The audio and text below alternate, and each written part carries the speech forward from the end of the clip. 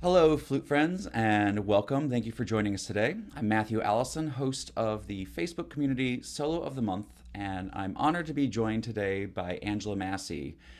This month, December 2025, Solo of the Month is working on Daniel Dorff's Nocturnes for the Nativity, specifically the fourth movement, Nocturne on It Came Upon the Midnight Clear, which Danny and Theodore Presser Publishing have provided to our group. So thank you, Presser and Danny, for that. This piece was written for Angela Massey, and so we're really excited to get a little bit of her insight on the piece.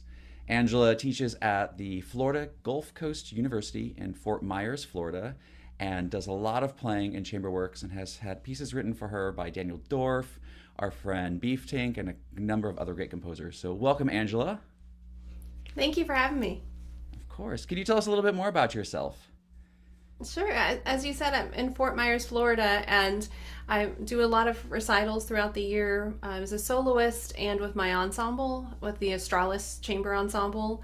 I founded that group 14 years ago, and we present over 60 recitals a year. And this year, I'm actually going to be giving almost 70 recitals. So it's been really great and active performance career as a soloist and chamber artist around the country, in addition to my playing in the Fort Myers area and teaching at Florida Gulf Coast University. Wonderful. And you mentioned your chamber group. Is that a set ensemble or is it a flexible instrumentation? It's flexible, so that's a great thing about it, that we get to do all these different instrument pairings and different combinations. So we have harp and piano, harpsichord, cello, violin, viola, and trumpet. Oh, that's really wonderful. And with this piece in specific, the Nocturne on It Came Upon the Midnight Clear, how did this all come about? Well, actually, I've been a fan of Danny's music for a while and recorded one of his pieces on my CD. And when he wrote the Nocturne on Cantique de Noël, that was in 2018, I had the chance to play it shortly after, because every year, for the last 7 years, I've done a Christmas tour in December. And so I was looking for pieces that would fit the season of Advent, and the Nocturne on Cantique de Noël was a perfect fit. So I was able to play it for the tour that year in 2018 in December and give around 8 performances of the piece. And one of those performances, a video was made of it, and it was shared widely through the flute community to show off this new work that had been written. And so then Danny afterwards reached out to me and said he selected me for the dedication of one of his next nocturnes. And so I was quite touched to get that email. And it's still, very heartwarming today that he gave me this wonderful gift of music. And it certainly is. So, were you involved in the process of picking the piece or in its creation, or were you just receiving the gift and then interpreting it? It was the last one. So then he chose me for the piece and sent it to me. And so it was before it was printed, and I got a copy by email and was able to premiere it on the December tour in 2019, the very next year. And so I had a lot of fun going through this piece for the first time when they sent it to me. What is the process of being the person to premiere a piece like for you, as far as preparation, practice, and then also the excitement around knowing that nobody else knows the piece? Yeah, it's really an incredible experience to premiere a piece and have something new that no one's seen before. And, typically when you're working on a piece, you'll listen to recordings and study and hear other people's interpretations. But with something new, it's entirely fresh, and it's all about what you see in the piece and your vision, and you're starting that tradition and getting that going. And it's great too to be able to work with these living composers and reach out to them and get their thoughts and ideas. I've loved that aspect of doing commissions and working with composers, and released my CD in 2014, and it was all music by living composers. And a big part of that was trying to bring recognition to some lesser known works that I thought were really incredible repertoire pieces that should be recognized, but also loved being able to work with the composer. So I reached out to all of them about their pieces and asked questions and discussed it with them, because I really like to be connected with the composers and get their thoughts and ideas on the piece before performing it. So it's been nice to do that for these premieres that I've done as well. And what is the name of the CD that you're referring to? So my CD, it's a solo album that I've done for solo flute and piano. It's called The Elements. and everything I selected related to earth, water, wind, and fire, and sold over 1,000 copies now. Wow, congratulations. Thank you. So we'll have to make sure to look for that too. So you mentioned that you do a lot of work with composers. Is it usually for solo flute or for your ensemble, or a combination of all of it? A mixture of different things. So I've had other composers dedicate pieces to me, like Danny did here. Herman Beeftank selected me for his Celtic Forest piece, originally for the flute, trumpet, piano trio in the Astralis ensemble. And then others as well. Erica Wazen created an arrangement for me and my ensemble for flute, trumpet, piano. And I have requests that I receive nearly every month of people asking about that piece and the recording online that we have. And so that was great. And we worked with Eric on that arrangement to make the violin part fit the flute. And so I emailed with him back and forth on that. And another great one, Andrei Rubtsov, also for flute, trumpet, piano. He wrote 2 pieces for my ensemble, and so it was great to hear from him. But then a few others just wrote to me and selected me for solo flute or flute and piano pieces. Lance Hulme, who's in North Carolina, wrote an entire flute sonata for me for flute and piano, and Alexander Boostrom wrote a solo flute piece, and Grigor Arakelian from Armenia. They've come across my recordings and reached out and wanted to write a piece, so it's been really special to hear from all these different composers and get to work with them. That is exciting, and it's amazing that you are inspiring enough that you are part of the reason why the flute community is getting so much great music that we can now play. So thank you for inspiring Danny to come up with this piece, and for all of those other composers to be creating new works for our instrument. We are a living musicians, so it is great to hear music that is alive and being written now. With the thought of premiering music, so you mentioned that you didn't have recordings to listen to with this Nocturne. So can we actually talk about the piece, and can you describe how it was that you approached the piece then, since you didn't have references to be, I don't know, I guess be inspired by or to compare yourself to? Sure. Yeah, I wanted to go through it a little bit and talk about some of the ideas. I've always found with Danny's music that there's so much little detail and nuances and color changes that are really great in his pieces, like the concertino that I've played. I've done his ballade, of course, with trumpet many times. And I even see it in the nocturnes too. It's just a lot of times he has certain sections that will just like sparkle and come to life and be brilliant. And working out these little details and color shifts and decrescendos to be just right. That sometimes with his music, it's one of those unique composers that does that for me, where I can get lost for hours. I'll start practicing it, and then I just spend all this time going through it, always seeing something new that I can do. And this particular piece I've performed around 30 times now, probably, and the Nocturne on Cantique de Noël is probably around 60 times. But every time I pull them back out, I just, again, get lost in the music and creating different tone and shading and phrasing with it, and always see things a little bit differently.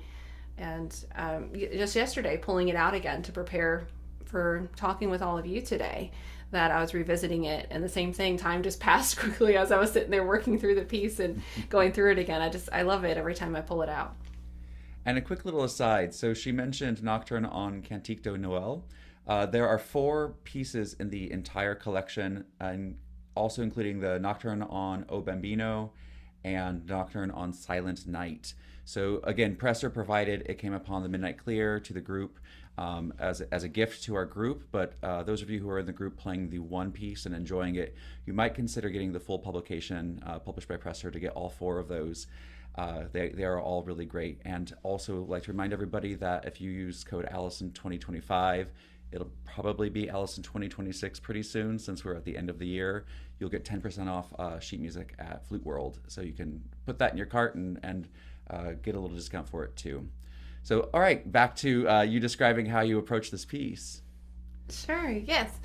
And so one thing, thinking from the very beginning of the piece, we've got our main melody here, but shaping and phrasing within that, and then again noticing some of the little differences that Danny has in the music. So when you look at measure 4, when that C is finishing and that phrase is ending, he's got the C carried through for the entire 5 beats there, and then the breath. But bar before rehearsal 9, so measure 8, instead it's a dotted quarter connected to an 8th note. So more of a lift in that place.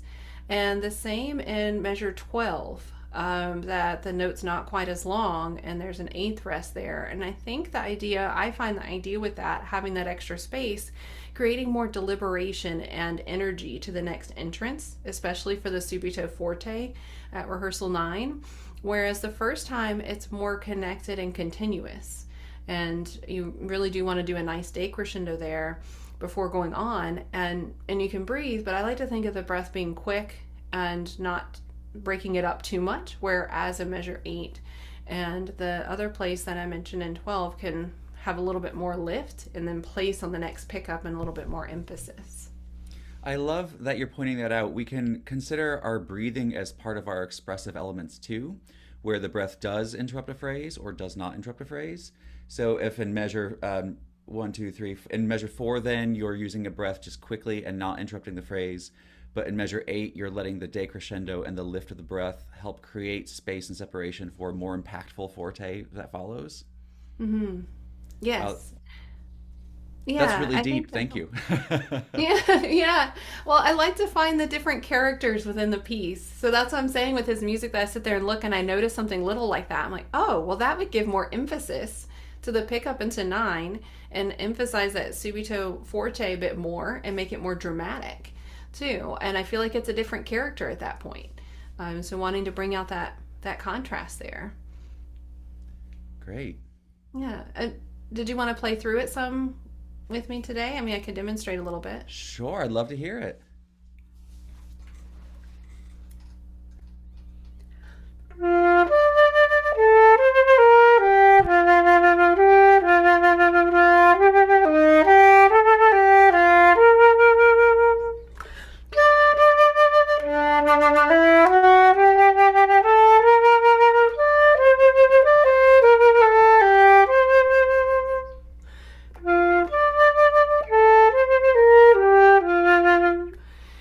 So in here, when you lift like that, it dee bee or bum bum, it gives more energy. But the previous one, I think, more of the connection.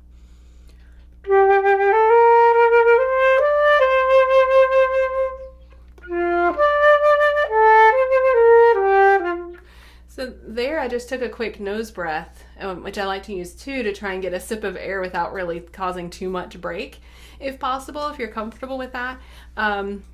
But then again, having more time in the other 2 places. Yeah, and that was beautifully demonstrated where you showed the difference between the two types of breaths and how it impacts what follows so meaningfully. And I love that you take the nose breath because, you know, there are some people who are afraid to accept that something we can breathe through our nose too, can't we? Yes. Yeah, I use it a lot in playing, and I'm in my chamber ensemble, I'm playing a lot of violin parts. And you're mentioning about expanding repertoire. That's something I'm passionate about and love to do, and it's been really rewarding with my ensemble, is creating all of this new music that has not been done before through commissions, but also creating new arrangements. So we do new arrangements and transcriptions of pieces as well. So I've played violin parts for piano trios, and coming up in February we're doing a piano quartet tour, and I'm playing the violin parts. But a lot of times with these fast Mendelssohn parts for string quartet or piano quartet and things like that, there's not chances to breathe. So I found that I have to breathe through my nose really quick. A lot of times take little sips of air because I need to keep everything together with the rest of the string players who are not thinking about breathing. But, you know, try and keep it locked in without losing too much time. And sometimes those quick little nose breaths help keep going and keep it connected. That's a great tip. Thank you. Yeah. And then as far as go ahead. Do you want to continue? Sure.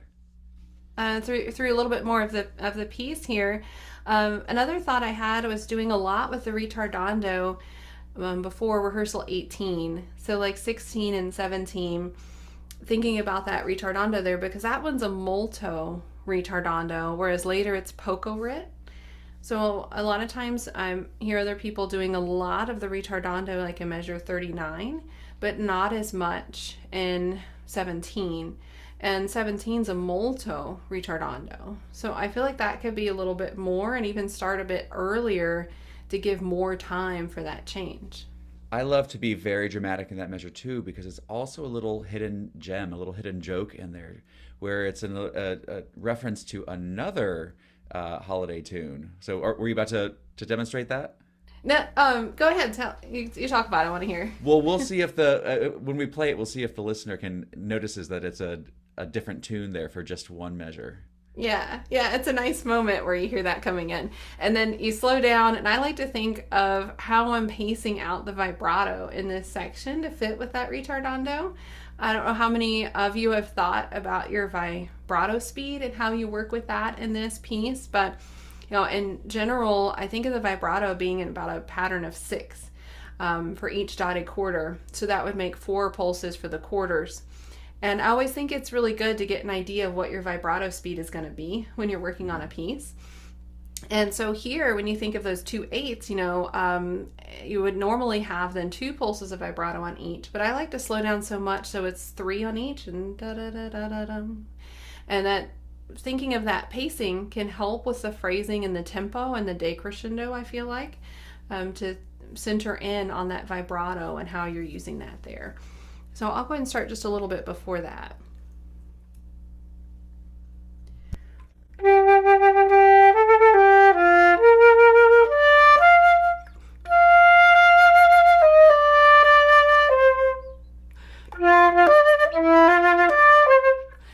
And that's another one of those moments where you can have enough of a lift to make more dramatic effects of the pickup into 18, because here you even put the railroad tracks in. Really pause, wait, and hesitate before that, so then it's more dramatic and a big ritardando. So, we had a little bit of that pick up to 9 and the few bars after, and now we have it even bigger. So you'd want this one to be more grand than the other 2. More grand, and that quick little reference to "Away in a Manger," yeah, which is just so fun to have those little gems when we find those in pieces of music. So, yeah, and that's great how he slips in these other tunes and melodies. I also feel like there's some hints, a little bit of the Cantique de Noël Nocturne and the bells that he put in that. So I'll be sure to mention that later when we get a little bit farther down. But that's why I feel like when I work on his pieces, it's every time I pull it out, I'm like, oh, look at that. That's really neat. And he has all these like clever ideas that he slips in. So mm-hmm. I also really appreciate that you talked about how you planned the number of pulses of vibrato per note. We've had that conversation a few times within the group, especially after my interview with Keith Underwood, who would have his students slow recordings down and listen to the number of pulses of vibrato people would put on a note, practice with a metronome, and then gradually speed the metronome up, keeping those same number of pulses. And that seems like it can be like when we first considered doing that, it seemed like it would be such a tedious process. But then when you realize that actually you are planning the effects that you are projecting to the audience, it is a meaningful thing, and it gives us another reason to use that metronome too, if we're really wanting to plan something like that. Yes, yeah, I think it's really important to do in your music. I had first got an idea from Jim Walker when I played for him some and had lessons with him. And he mentioned it to me, and I thought the same thing at the time, that, oh my gosh, it's going to be a lot of planning and a lot of work to really think about how much vibrato you're doing on every note.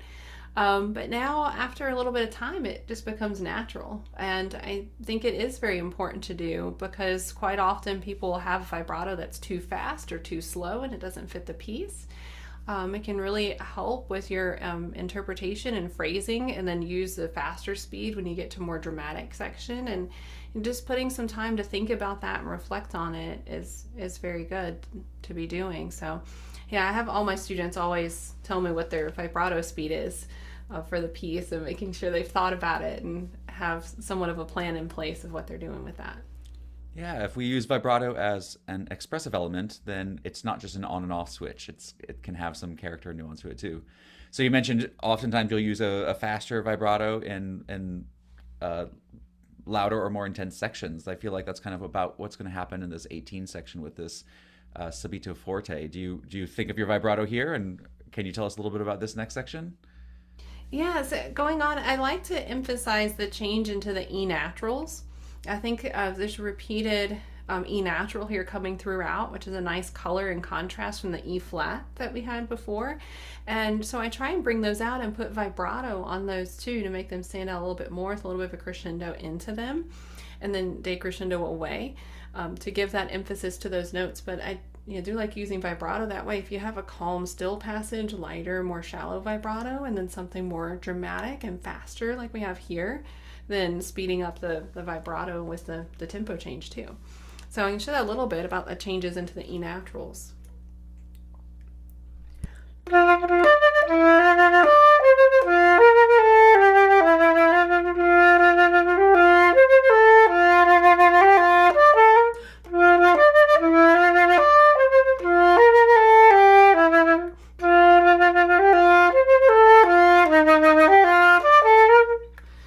So it could all be just more energetic, I think, with the vibrato.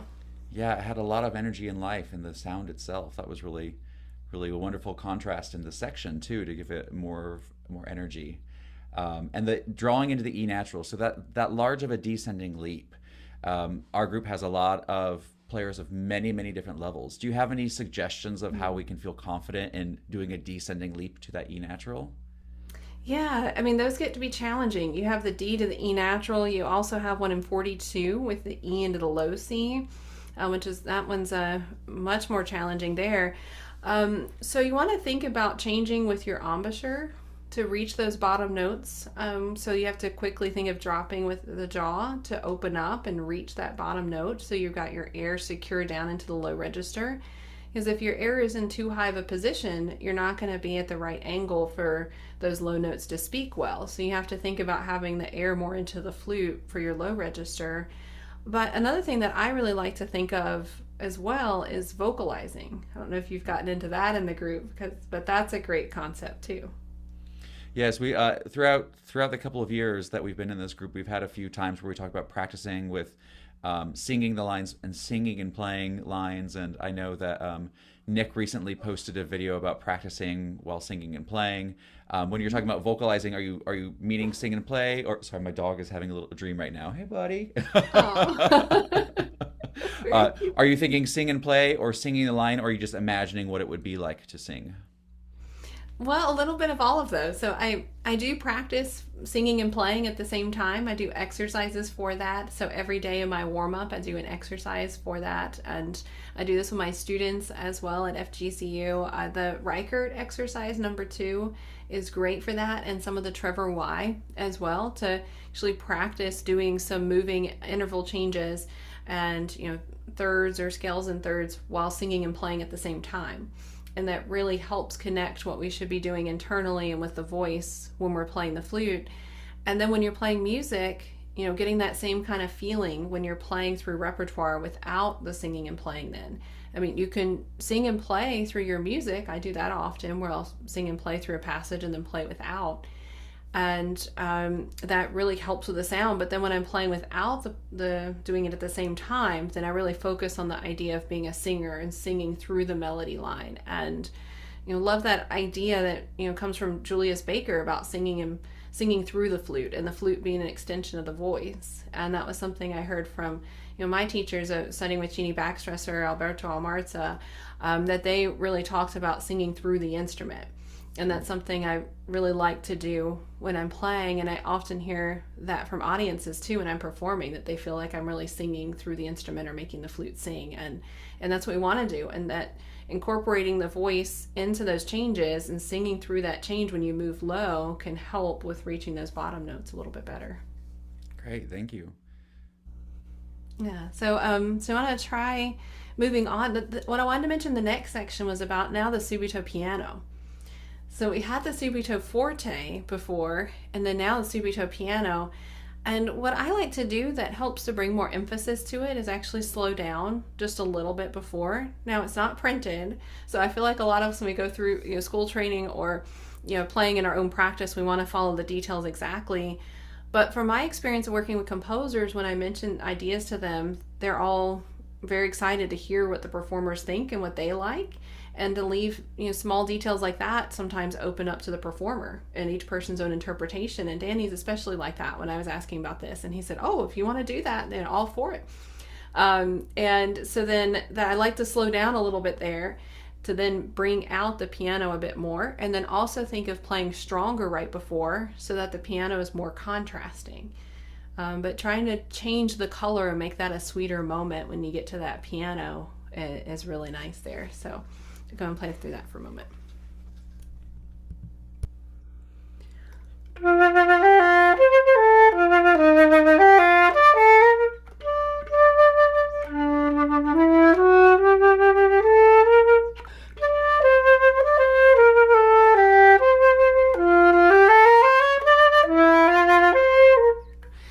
Yeah, so then, thinking about the color you're going to use when you get to the piano, so it's warmer and darker, I think is really important.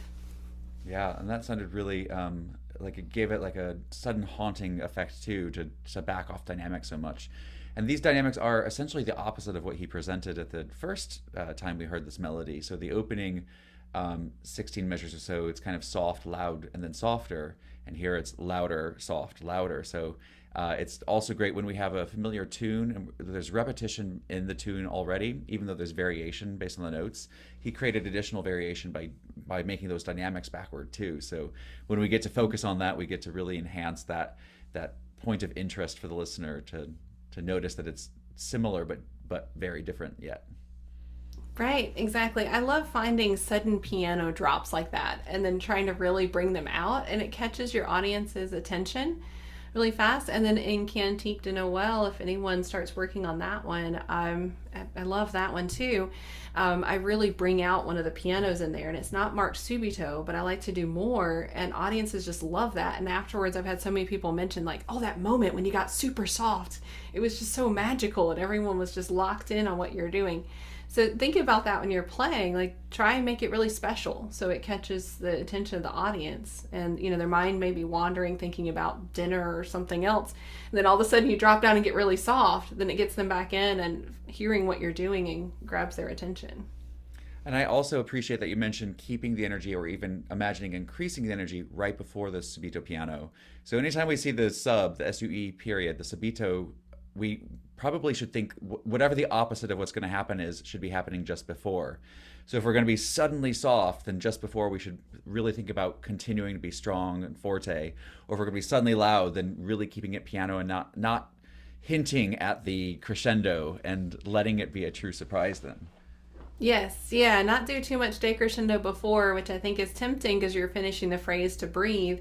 But yeah, keeping it strong. And I also feel that little bit of slowdown helps to place it more and grab someone's attention. Fantastic. All right, we're about to get into some more challenging technique stuff too as we look through this piece. Mm-hmm. Yeah, getting to the fun part. I always love a lot of notes. I don't know. That's something since I was a kid when I played the flute.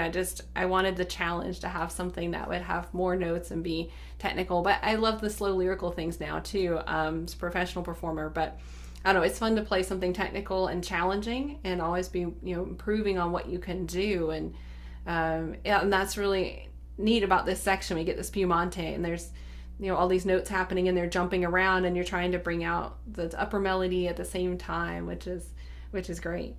Yeah, so here we've got our forte now at measure 30, and I like to think again of keeping 33 louder with these octave leaps so that we have more of the subito piano. And I really, again, like the character here. I do find these little characters that come up in the music, so you're more intense, body, body, body, ba-da-da-dum, and then ba-da-da-dum, ba-da-da-dum. And it's cute and playful and almost like a fairy-like or like a little mouse or something, ba-da-da-dee, ba-da-da-dum, and sort of cute and light right after playing something that's more intense. So it emphasizes the subito piano more. But also trying to change up the characters, because you can play a subito piano many different ways. It can be dark and warm and comforting and rich, or it can be pale and still, like still water, or it can be delicate and cutesy and play-like. So I think that's what this one is, especially with the staccato at the end and the ascending line. So lift on those and keep it really soft there, and contrasting the forte before. And we've got these big leaps in 33. So thinking of changing with the embouchure again as you go up. So you're changing the angle of the air and pushing the lower lip, or having the lower lip move forward as you go up to reach those upper notes and help get that full volume in there on that measure.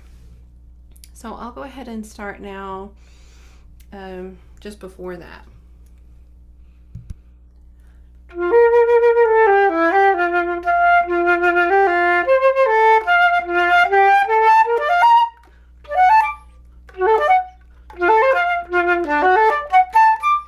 Yeah, and so there, that again, ba-da-da-dee, and then ba-da-da-dee, trying to focus on that difference between those two.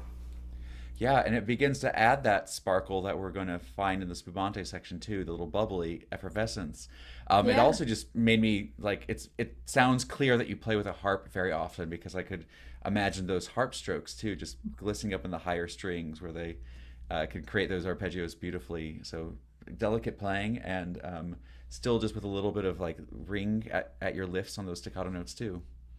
Thanks. Yeah, that's one thing I work for, trying to get that type of sound and color and effect. So, I do play with these other instruments a lot, and I think about what they're able to do on their instruments, and then try and get some of that to relate to the flute. So, playing with the harp, I do a lot of tours with harp, and hearing the delicate and sparkling light, enchanting sound that you have with the harp. And then thinking of piano, just everything's so clear when they're playing all these moving note passages, every note's heard. So when I have moving lines that are all slurred, like I try and think of every note being heard clearly, like if they're being played on the piano.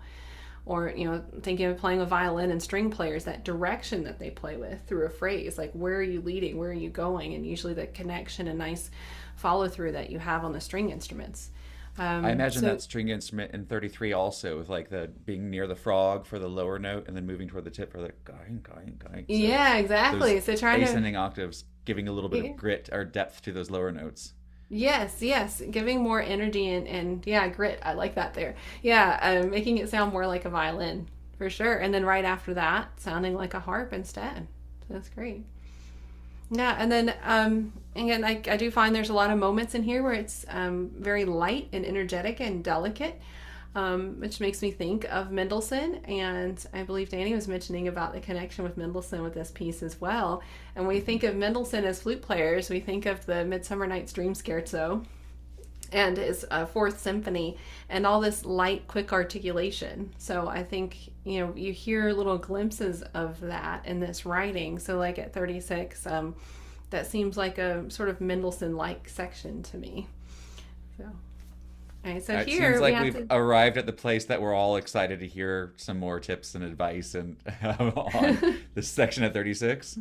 Yeah. So he's got an interesting idea going on where you have the upper theme marked differently. So, and he marks it where he has the stems going up to emphasize what are the important notes here to bring out. And I was actually just chatting with Danny last night and preparing for the interview, and was telling him how I was going to be doing this and discussing a few things with him. And he again, always loves to hear what the performers think. So he said he actually wanted to hear what I thought, saying that I've probably performed this more than anyone has. And I've done it for many years now. And how he's heard people all play it differently. And he's got the staccatos throughout. So I like that idea of the staccatos and the lightness and the Mendelssohn-like character with it. So I tend to think of it as playing the melody notes just stronger, to emphasize them. And, they are hidden in there in the mixture of notes, but trying to play them with just a little bit more energy and that sparkle idea to make them stand out compared to the other notes around it. But there's many interpretations. I've heard some people slow down here, and that way they can really lengthen those upper notes and then play the bottom notes short. I mean, any interpretation is great. And that's one thing that's nice about performing, is that everyone does something a little bit different, and you hear all these different ideas with things, and there's no wrong answer. I mean, it's there's many different ways to do it to bring it out, and I think they're all great ideas, and I've heard a lot of different things on this. But I usually, because of the dots, then I've usually played it where I keep it a little bit shorter and energetic, and then I do like to decrescendo in 37, and then also the same kind of idea in 41 at the end of the bar. So it's got a little bit of lightness, da da dee bum, and character to it. And then that poco ritardando, doing the slowdown there, but be careful about how much, because really that molto ritardando before was the bigger one in the piece. But slowing down and then sort of placing your start at 40, I think is really nice to do. All right, so.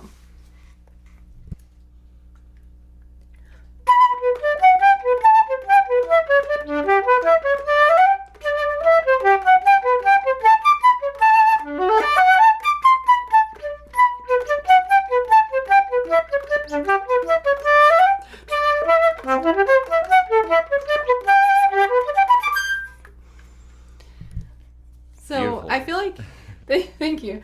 So I've spent time playing through that and, thinking about it. And I like that feeling with the spumante and everything light and delicate, but then especially taking some time to stress those first B's, dee, ba, bum, pa, dee, da, is nice to have that energy on them. And then a little bit of lift, like I said, in 41 and 37, ba, da, da, dee, bum, bum, and think about how you're doing that pickup. So the ba, da, da, dee, bum, bum, and then the pickup leans into the next phrase there, so you making have sure some the pickup changes. feels like part of the melody. Yeah. So it brings out that melody and that tune there. So one thing I was bringing up with Danny when I was messaging with him last night was about 36 and 40 and the change in the notes there. And I remember chatting with him about this back in 2019. But so he was pulling up his notes to look back at it as to which are the important ones, because I remember thinking in the first one how it seemed surprising to have possibly the G marked and not the F sharp, but then in 40 it's the F sharp but not the G. So it made me wonder if there was maybe a typo there or a mistake or something. But this is something I've seen in his music before, and he's usually pretty intentional when he has a change and likes there to be a change when that comes up, because it makes something a little bit different and grabs someone's interest to have a slight change. And I saw that in his April Whirlwind piece that I recorded on my CD. And I remember when I was doing that, I emailed him because I saw a melody, and then when it came back later, he had something slightly different. And I thought, oh, maybe that's a typo. And I remember him writing back and saying that, oh, he doesn't make typos, that it was intentional, that if he put something in there, it's meant to be that way. And so when we're chatting last night, I told him that, and he thought it was funny that I remembered this from before. And he said, yes, it is intentional, that he wants the G to be stressed the first time and the F sharp in 40 to be stressed. So it changes it up a little bit as to what notes you have there. So it's like a little bit of a different color or like different take on the theme. Okay, that's really great to know, because I also assumed that he was highlighting notes maybe that had to do with the words that would go with it. But I wanted to, in measure 40, bring out the F sharp and also the G just right after it, thinking maybe that's the way the speech pattern would have been. Maybe there was 2 syllables that time, when the first in 36 it was words that maybe only had 1 syllable or something like that. But it is intentional to give a little variety to bring out the F sharp that second time. Yes, yeah, that's what he was saying, is the idea. So. And as you talked about bringing the melody notes out by giving them more energy, technically, what is it that you're doing there? Are you changing your articulation, the quantity of air, the pressure, the vibrato? What are you thinking on those melody notes? Well, there's several ways to do it. Yeah, I mean, changing articulation is very good. So you have a T attack on the top and more of a duh articulation on the bottom ones can create contrast, or vice versa. That can be nice to do. I'm really focusing more on just the air support and energy in the air. So having a faster airspeed. So beep, bump, bump, beep, bump, beep, bump. So stressing with the air a little bit more and a little push of air on those notes to emphasize it, almost like there's a little bit of an accent or something on them. So then that helps to bring them out a little bit more while still keeping the light aspect of it and the spumante. And so thinking of just more air pressure, and almost it's hard to fit in a vibrato when you go very fast with it, but feeling like there's a little bit of vibrato, like a little bit of energy, beep, bump, bump, bump, beep, bump, dee, da, dee, trying to vibrate with the sound a little bit in that moment, so you get some of that push and energy coming through there. And now it would be really fast. If you look at the tempo change at 18 being 63, we have the poco ritardando, and then they would think this spumante would go back to that 63 tempo. But at that tempo, it's really fast, and you can't bring out the melody and do as much with it. So instead, I usually think of rehearsal 18 being more like around 56 for the tempo, and then at the spumante going back to that 56 tempo, which makes it pretty quick, but trying to keep the structure that he had in mind of being, faster in that section. Mm-hmm. Great. Yeah. And when you demonstrated, or when you were kind of singing what you meant by it, it looked like your internal obliques were just kind of engaging a little extra on those notes, where you just gave that a little bit more support, more air pressure type of thing. Yes. Yeah, exactly. Great. And then what's nice. Yeah, go ahead. It's just also a fun challenge technique-wise, that it's easy for us to sometimes forget about all of the other things that go on there when we're worried about playing all of those different notes. So what is there a suggestion of a process for people to practice that section where we're kind of two instruments doing two different things? Yeah, I think as flute players, we see this kind of writing periodically, and it's really great to see. You see it in a lot of the opera fantasy pieces, and Ian Clarke's Orange Dawn, which I've recorded and played a lot, has that wonderful section in the middle where you have the theme and the scales going on. So I really like to try and practice those separately, play through the theme, sing through it, get used to what those notes sound like on their own, and then play the other portion separate. So you're going through it two different ways, and then try it where you're taking it completely out of rhythm, but then playing those upper notes longer, and then doing the others fast. So then again, you're emphasizing the top, but still getting the articulation in on the bottom, and then gradually sort of piece those together. So, and through that process, I've usually found then it works to help bring out the top notes more, and you can hear that you've done that work, and separates them from the bottom passages because you spent that time hearing it and playing it that way as two different voices. And when we separate the melody that way too, we also are able to pay attention to make sure that we're still being rhythmically accurate, which sometimes gets confusing when we're trying to fit in a bunch of notes, but also phrasing. So creating the shape of which of those melody notes have more energy, as the progression of the phrase goes through. So that's a really great step that we need to remember to take. Yes. Yeah, of course. I like that you don't skip any steps, it sounds. Yeah, no, that's what I'm saying, how I can spend a lot of time practicing this piece, and a lot of pieces. I definitely get into that where I get wrapped up in practicing and can practice for a long time. So, but that's good. That's why I love playing and bringing this music to life, and sort of digging in and finding all of these details in the piece, and really making music. Great. So you want to finish up the next section?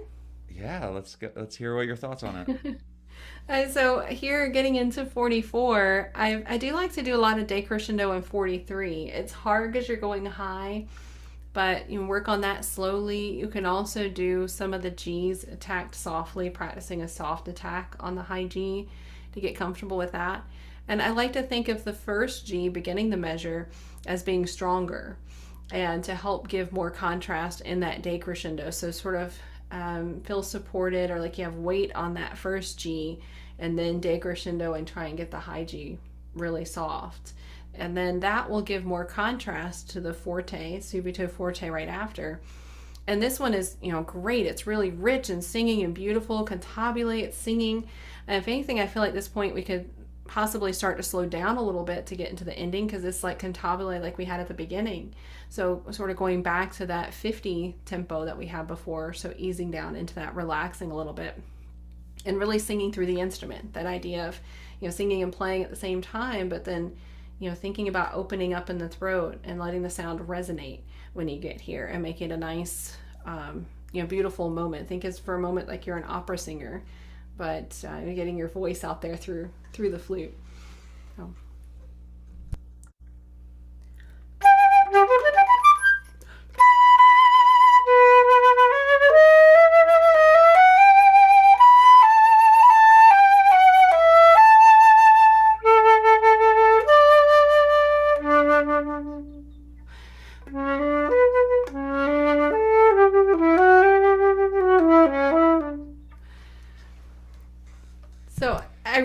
this part. It's like you get to sing and be a musician. It's like you open up and project, and it's like glorious. Like, here we are. We've made it through the end of that challenging section with all those notes, and then now we can resonate and have a beautiful sound. I know you should have. I like pictured you with like a shield or whatever, like one of those opera scenes. It just had very full vibrato and a really, really big, rich tone. And then when you came to the mezzo piano, it just was so sweet all of a sudden. That like change of contrast where I don't know, you've got the strong protector, but also the nurturing, caring characters that are just right there next to each other, or it's the same person just having those different roles. So you create like a great image in my mind when you play this, and that's really fun to think of it as more than just a Christmas tune. Yeah. Oh, good. I'm glad. I know that's what I feel like. Yeah, it's these Christmas melodies we've known for so long, but there's so much more there that we can make of them. So finding those spots. Yeah, and I'm really glad that's coming across, because that's my goal. That's what I'm picturing there. Yeah, that projecting strong sound, and then the soft change at 49. Now it's mezzo piano and not piano, but I've always found mezzo piano to be something like warm and dark, and have this rich color, like you think of like with rose gold or something like that. And again too, it's our interpretation as well as performers, and it's a big dynamic change. You can almost think piano if you wanted to make it more contrasting. But you do want to be, soft and emphasize that moment there. But I did want to talk about the 2 bars before that, 47 to 48. And I know that can be in question about whether to articulate the tenutos under the slur or keep them connected, that kind of thing there. And this is one of the spots that reminds me of the Cantique de Noël that I was mentioning. So the Cantique de Noël starts out with these notes, large intervals jumping around, and it comes up throughout, and they're marked in as bell tones. So like thinking of bells. And I think these are sort of like that too, and that you think of this resonating ding dong,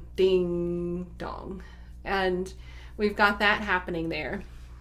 And so I do like to tongue them, not overly strong. They are tenuto, but just a little bit, and to give that bit of weight to them when going through those. And then the last one doesn't have that, so then instead there I like to think of slurring into that one and it falling out of the previous D that we had. So letting that one sort of drop down and fall into the low D, and think of the vibrato speed as you go into it. So as you fall into that one. So it'd be more like this.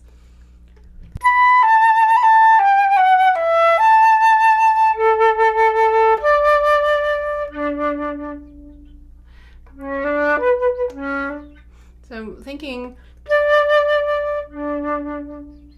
so 1, 2, 3, 4, 5, 6, 1, 2, 3, 4, 5, something like that, and spacing it out how you're going to place that note and that fall into the low D. Yeah, and I loved how in 47 you kept on the lower A as much or even more energy as the previous A to help it show that it was going forward to the D without sounding like it was ending. It wasn't dia, but it ba ba da. Right. So it created a forward direction of that phrase before you let it taper.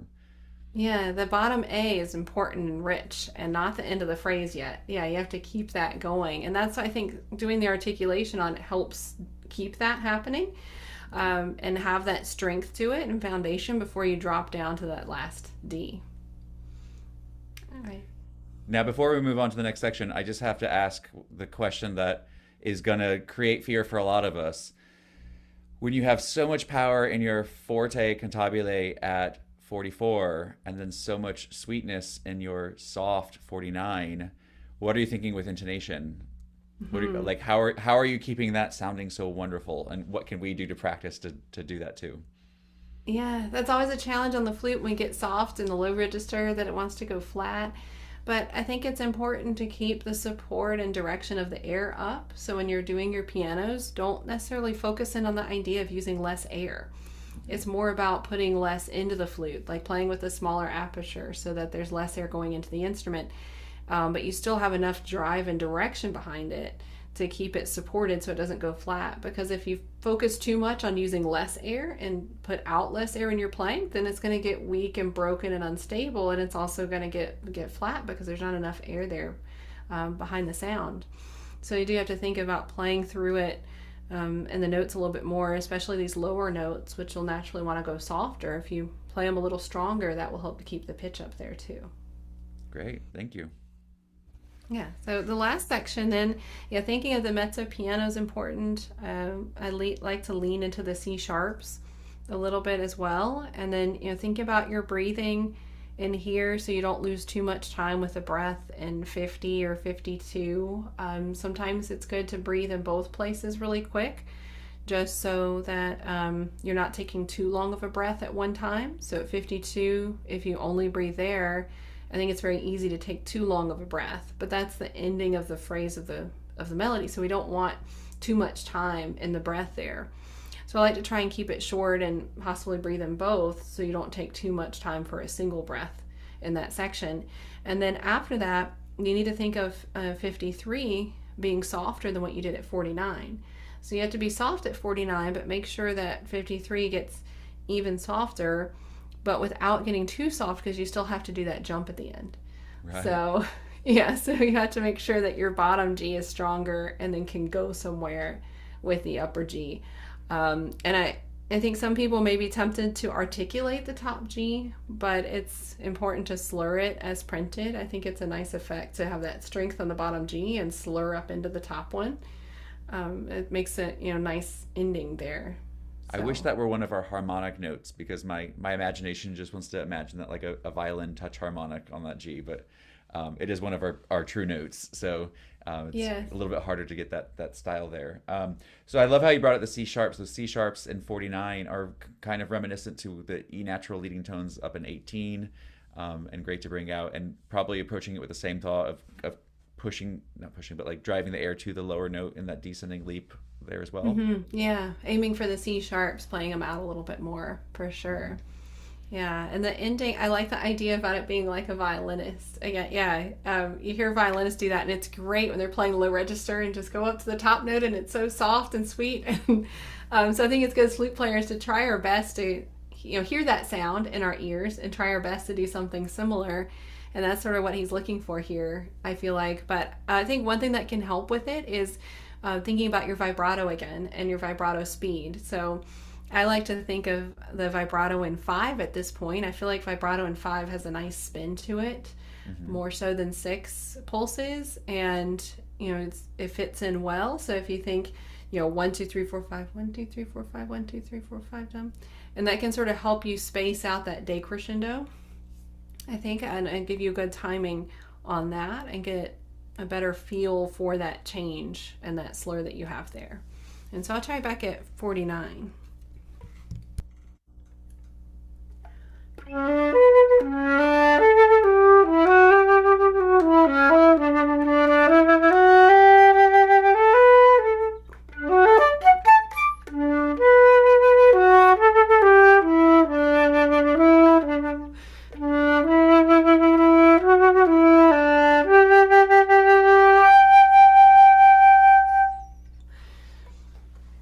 Lovely. And taking those more subtle breaths too removes a bit of the drama, which I think is probably appropriate. We've had a lot of drama in this, this Christmas tune, and it went back to just being a simple tune again, which is really lovely and refreshing, and also something that the listener can really attach themselves to, because that simplicity is more just about the purpose of the music than the being the opera singer, but just loving the tune then. Yeah, I think that's a really nice aspect of this, because you go from these grand moments and it happens so fast, and then all of a sudden it's like delicate and almost like childlike, very peaceful and calm and simple, and it's a very relaxing way to end, and again another way to grab the listener's attention. So every time I play these with that kind of ending and play it really soft and a nice decrescendo, then I hear the audience just go wow afterwards, because there's so much energy before, and then all of a sudden it's like calm and peaceful and fades away, that it gets that kind of response. And it gives the audience a release too then of the drama that was built up in the middle of it. It does. Wow, this has been really amazing to really dive deep into this piece with you today. Thank you so much for sharing all of your thoughts and tips and just your process of interpreting this music. Oh, glad to do it. It's so nice to be here and to chat with all of you. I just love talking about music and working through pieces like this. So it's been really fun to be here with you today. Yeah, thank you so much. Any last minute words of wisdom for the group? I just think you keep practicing, play through it, and work slowly, going through each section, finding out those special moments and bring it out. Or record yourself and listen back too. That's really helpful to record yourself and listen if what you're trying to do is coming across. And a lot of times it's not as much as we feel like we're doing. And so then try it again and record again, and that will help bring out those changes a lot more in your playing. So yeah, but I did check out a few of the videos of people practicing, and it was so nice to see everyone working on this piece and getting time to experience it. So, it's great. I'm really glad you're doing this. Yeah, thank you. And for those of you who are as impressed as I am with Angela and her performing and teaching, you'll notice in the comments that will be included with this video, there'll be links to her website if you want to find out more about her and her teaching studio, and there'll also be links to her YouTube page where you can watch a performance of this piece. So again, Angela, thank you so much for being with us today and for all that you're doing for the flute community of helping new music come to life and performances of deep inspiration. Thank you. Thank you very much. All the best to everyone. Oop. The record button hid. There we go.